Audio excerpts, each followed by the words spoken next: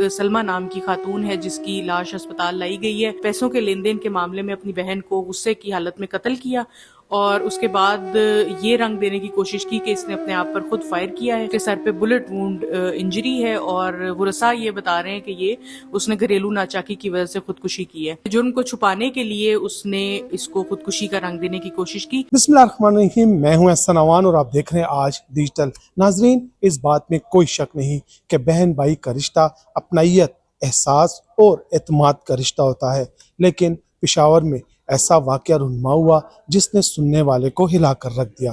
جی ہاں، میں بات کر رہا ہوں پاڑی پورہ کے علاقے یوسف آباد میں پیش آنے والے افسوسناک واقعے کی، جس میں بھائی نے محض 12,000 روپے کے تنازع پر اپنی سگی بہن کو قتل کیا اور پھر واقعے کو خودکشی کا رنگ دیا۔ لیکن پولیس نے جدید سائنسی خطوط پر تفتیش کرتے ہوئے تمام حقائق سامنے لے آئی۔ یہ واقعہ کیسے رونما ہوا، اصل حقائق کیا ہیں، اس حوالے سے ہم ایس پی فقیر آباد ڈویژن سے خصوصی گفتگو کریں گے۔ ہمارے ساتھ ہی رہیے۔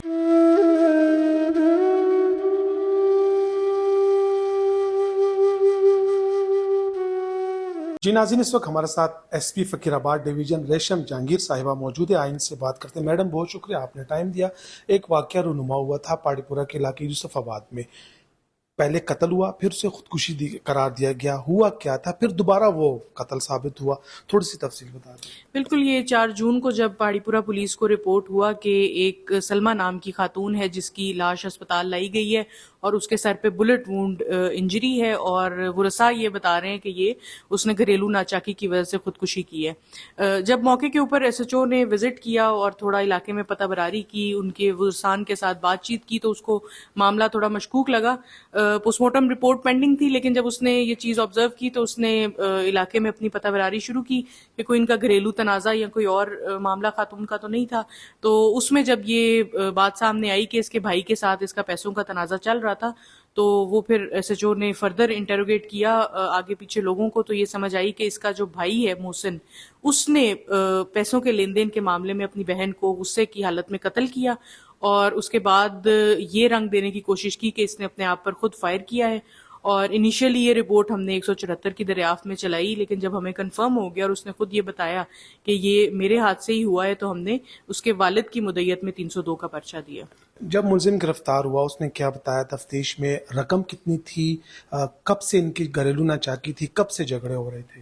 بالکل، یہ جو محسن ملزم ہے، جو بھائی تھا اس مقتولہ کا، اس نے یہ بتایا کہ یہ جو مزدوری کر کے جو پیسے تھوڑے بہت جمع کر کے گھر لایا کرتا تھا، تو یہ اپنی بہن کے پاس جمع کرتا تھا۔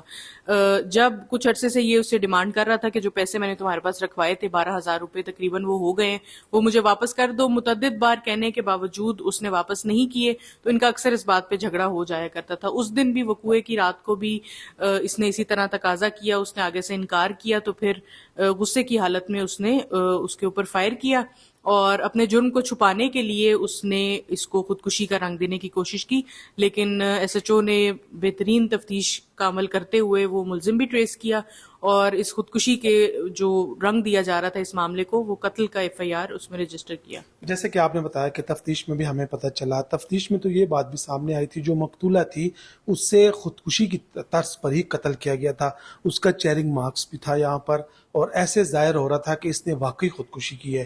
تو پھر اب کیا ہوگا؟ کیسے پھر آپ موقع تک پہنچے؟ کیسے تفتیش تک گئی؟ آپ نے کہا کہ ہیومن انٹیلیجنس بھی تھی، کچھ ہمیں رپورٹس بھی تھی، تو یہ ملزم بڑا شاطر نہیں تھا جس نے بالکل ایگزیکٹ خودکشی کی طرز پر ہی قتل کیا ہے؟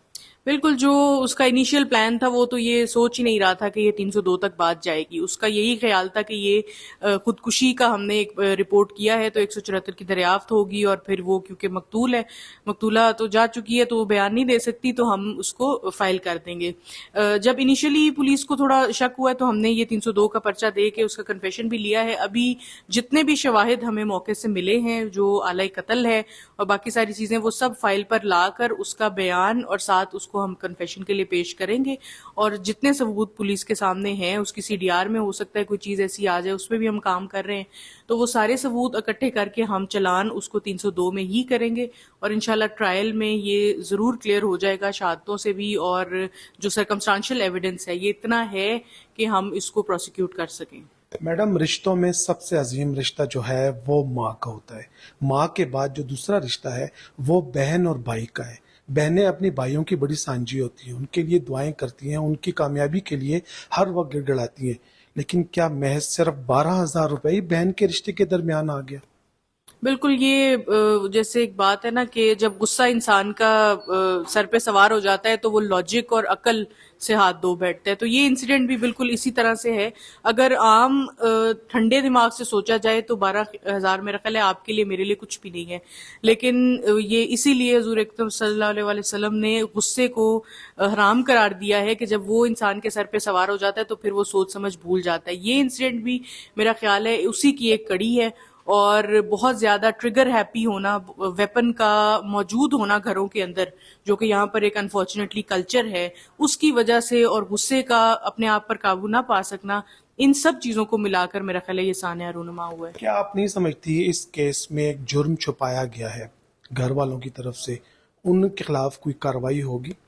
جو انیشیل انویسٹیگیشن ہم نے کی ہے اس میں جو قاتل ہے اس کے علاوہ جو دیگر گھر کے افراد ہیں ان کا رول ابھی ہمیں سامنے نظر نہیں آیا، لیکن میں نے جیسے آپ کو بتایا تفتیش ابھی بھی آن گوئنگ ہے. اگر مدعی کی طرف سے بھی یا ان کے گھر والوں کی دیگر کسی کی طرف سے ہمیں یہ نظر آیا کہ ان کی ایما پر یا انہوں نے جرم کو زبردستی چھپایا ہے تو وہ سیکشنز بھی ہم پرچے میں ایڈ کریں گے، اور اگر پولیس کو اپنی طرف سے بھی تفتیش میں مدعیت کرنی پڑی تو وہ انشاءاللہ ہوگا. لیکن فار دا ٹائم بینگ جو والد ہے بچی کا وہ خود اپنی بچی کے قتل کو اون کر رہا ہے اور اپنی مدعیت میں یہ پروسیکیوشن کرنا چاہ رہا ہے، تو اسی حساب سے پھر ہم نے ابھی اس کا چلان بھی مرتب کرا. جو مقتولہ تھی یہ شادی شدہ ہے؟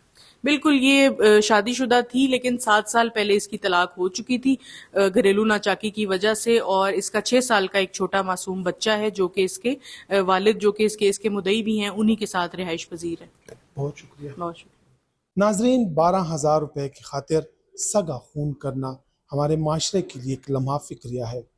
اگلے پروگرام تک اجازت دے اور دیکھتے رہیے جرم داستان.